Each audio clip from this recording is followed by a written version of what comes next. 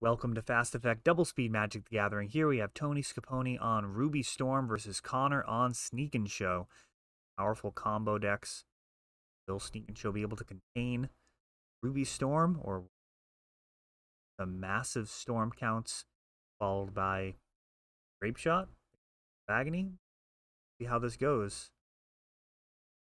Chrome Mox already with the storm count. Rite of Flame, probably the best use of that magic card. Printing it on a Chrome Mox. Not a fan of Rite of Flame in general.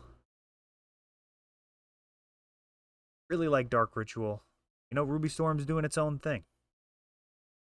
A lot of different builds. Tony's really been putting in some work on this. Now, this is an older build. Actually, experimenting without Ruby Medallion.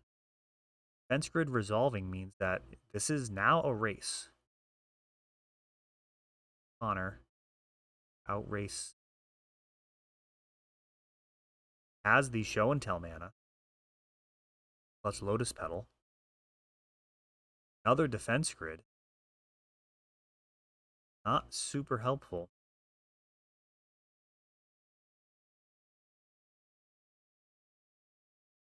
Well, actually, I suppose it is somewhat helpful. Connor did represent the ability to Force of Will while paying through. So, to be fair, that second defense grid is putting in work here, making it so right now everything is possible to counter for Connor. Not have 6 mana available. Let's have a Show and Tell.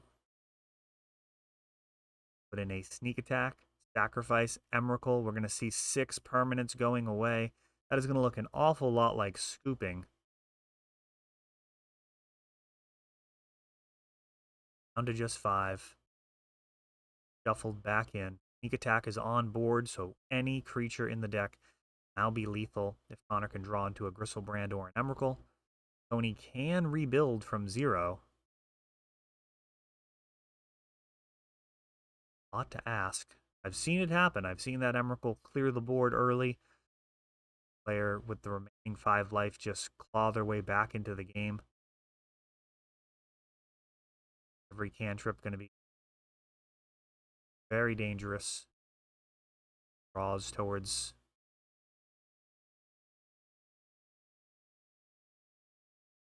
creature. You know this is bad news off of that Ponder. Gristlebrand shows up. Puts a fork in it. That is done. One goes Connor on the back of a card that I haven't actually sleeved up in a while. I've been on the Eureka Tell variants of Show and Tell decks. Have been playing. Haven't sleeved up a attack in a bit. I feel like Omniscient. Stronger route to victory, but there we saw early Emrakul. I mean, we can call it highly disruptive. Annihilator 6 certainly sets people back significantly. 6 permanents, and in that case actually had 6 permanents despite the game early on to the acceleration.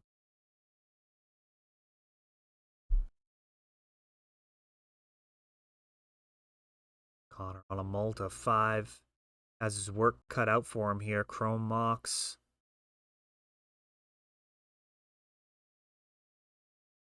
Ruby Medallion. Mind's Eye Diamond. Dolo. Got a Echo of Aeons with a Storm of 4. Land drop has been made.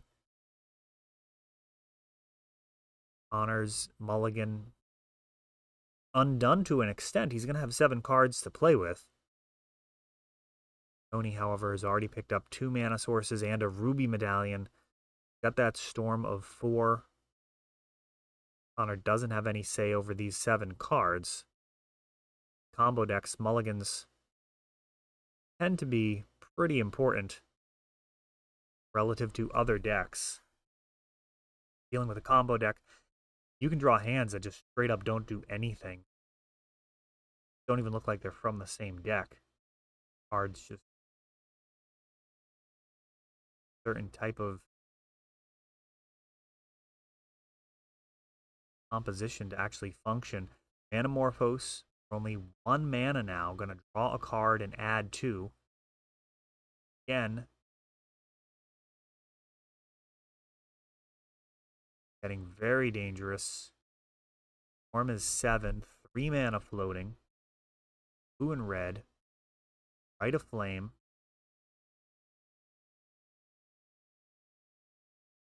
And able to cast Reforge the Soul for just 4 mana. Those cards going away.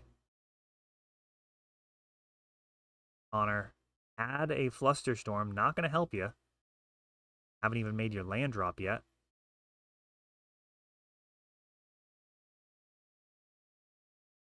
Wheel of Fortune. Costing a little bit more mana. One more.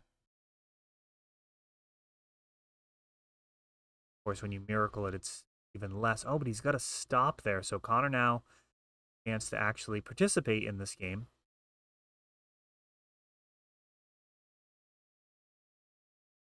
Fetching. The most likely scenario here is digging towards some type of counter or a win of his own.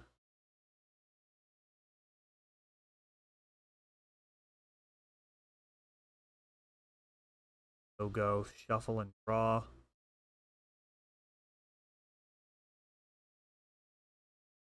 Petal would be representing cluster. Rite of Flame. Track of how many Rite of Flames are actually in the bin, given the potential to be reshuffling. Echo of Aeons. Because will.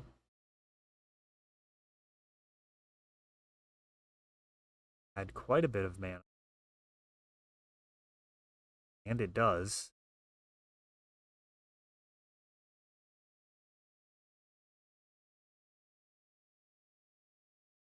Bergie.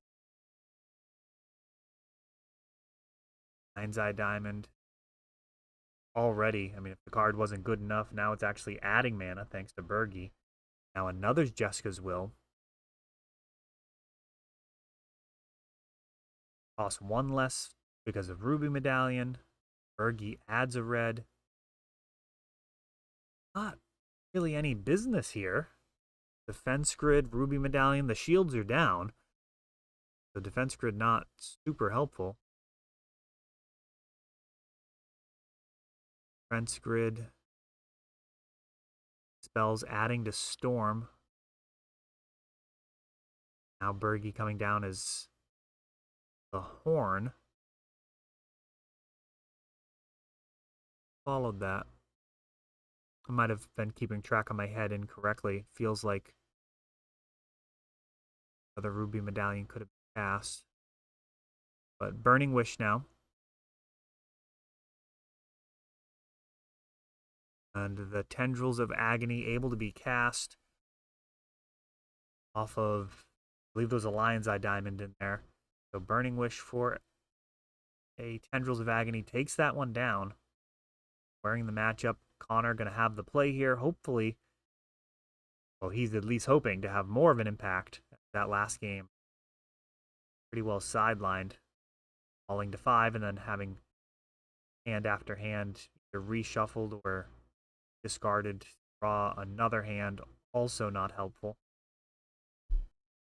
Right, third game here, Connor. Scalding Tarn go. It's exciting opening.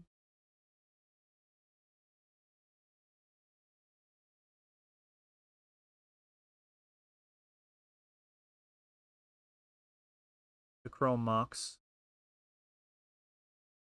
Until it enters the battlefield, so evolving. I think that's a Shatter Skull Smashing or lines. Double Chrome Mox, and now LED. Going to be a Echo of Aeons. Bombing an Echo of Aeons on the first turn here. 6 cards played so far. Wow, just passing the turn, it looks.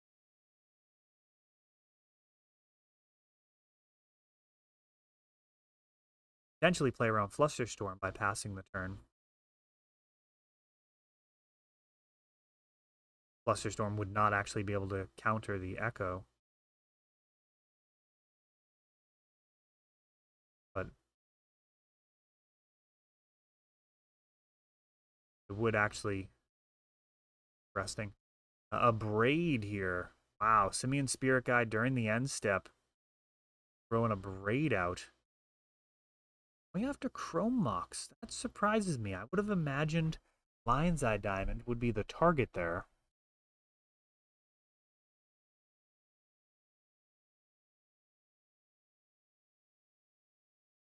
Anamorphose during the end step. Can't be during the end step. I just didn't see him draw a card.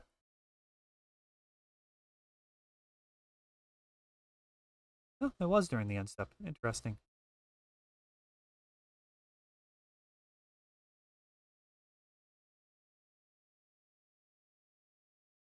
I mean, with it being mana neutral, does not do that on your turn? Add to the storm? Mountain Go. And as powerful as these decks have looked in the last two games, this game's looking like it's going to be a bit of a train wreck.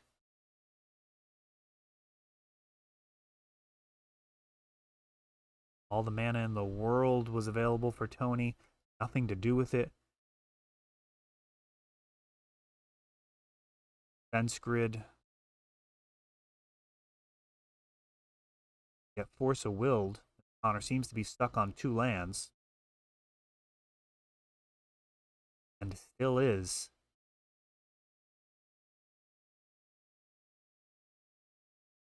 He gets the 3 lands, then Defense Grid not as scary. Jessica's Will.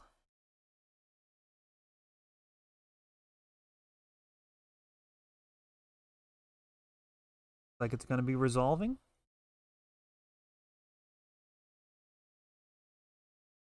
Oh, Flusterstorm. All right.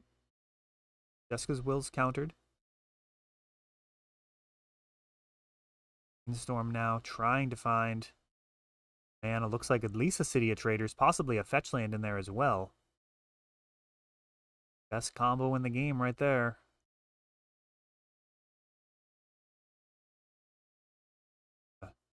Shuffle away those 2 dead cards on top of the library. Have some new draws.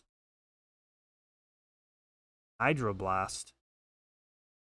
Hard counter versus this mono red deck.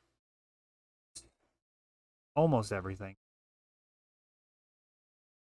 I guess Echo is a notable exception as is Defense Grid.